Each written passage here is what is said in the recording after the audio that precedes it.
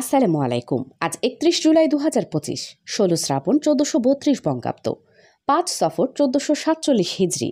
জানিয়ে দিচ্ছি বাংলাদেশের স্বনামধন্য কয়েকটি পত্রিকার অনলাইন ভার্সনের শিরোনামসমূহ।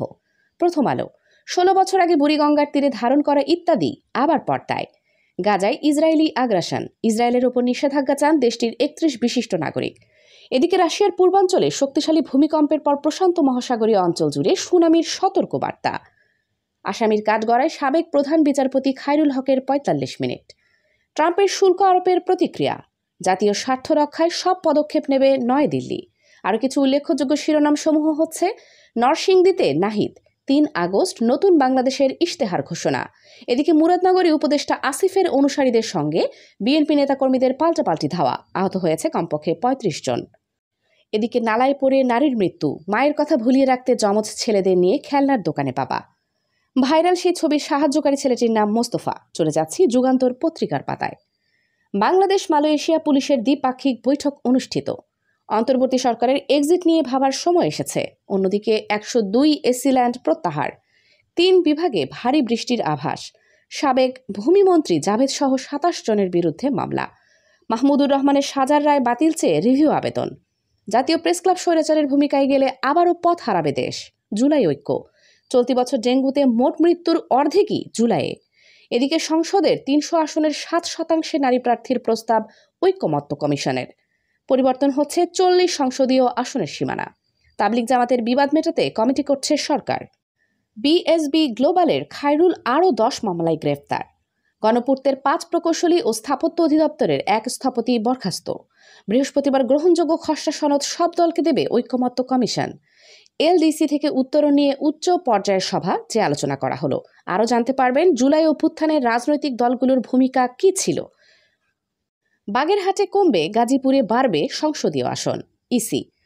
চলে যাচ্ছি আমার দেশ পত্রিকার পাতায়। গাইবান্ধায় শিবির নেতাকে পিটিয়ে হত্যা, মূল হোতা কি এএসআই রাকিব? আরও কিছু উল্লেখযোগ্য শিরোনাম সমূহ হচ্ছে: টেলিগ্রাম গ্রুপেও আওয়ামী লীগের চাঁদাবাজি, টেলিগ্রাম গ্রুপেও চাঁদাবাজিতে জড়িয়ে পড়ছে আওয়ামী লীগ। ভাড়া চাওয়ায় মালিককে হত্যা, বিএনপির ৫ নেতা বহিষ্কার। রোহিঙ্গা মুসলিমদের নিপীড়ন করছে আরাকান আর্মি, HRW। রাষ্ট্র মেরামত ও সুশাসন প্রতিষ্ঠার এই সুযোগ কোনোভাবেই মিস করা যাবে না, বলেছেন আইন উপদেষ্টা আসিফ নজরুল। যে কারণে মুসলিম দেশগুলো হামাসকে নিরস্ত্রকরণের পক্ষে। সরকারে থাকা ছাত্র প্রতিনিধিদের নিয়ে ষড়যন্ত্র চলছে, বলেছেন নাহিদ। হাসিনা ভারতের সঙ্গে দাসত্বের চুক্তি করেছিল, বলেছেন শিক্ষা উপদেষ্টা। ভারতীয় পণ্যের উপর ২৫% শুল্ক আরোপ ট্রাম্পের।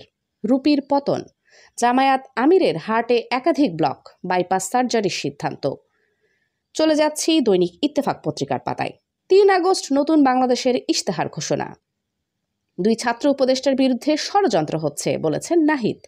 উপদেষ্টা আসিফের অনুসারীদের সঙ্গে বিএনপি নেতাকর্মীদের পাল্টাপাল্টি ধাওয়া, আহত ৩৫ জন।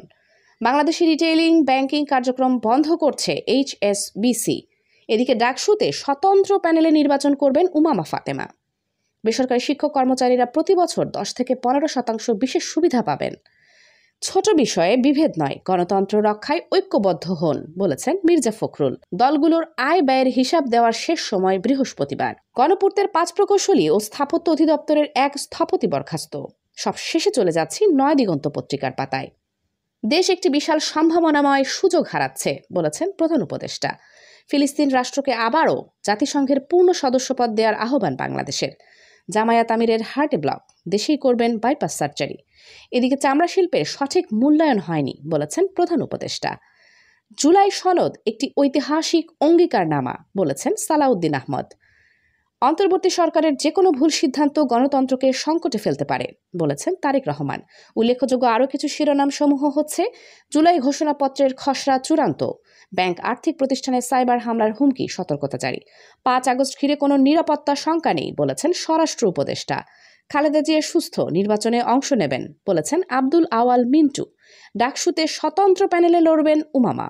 জুলাই সনদকে ৩ দলের রূপরেখার মতো চায় না, বলেছেন আখতার হোসেন। ছাত্র উপদেষ্টা এনসিপির কেউ নন, তারা গণ অভ্যুত্থানের প্রতিনিধি, বলেছেন নাহিদ ইসলাম। ৩৯ আসনের সীমানা পরিবর্তনের প্রস্তাব।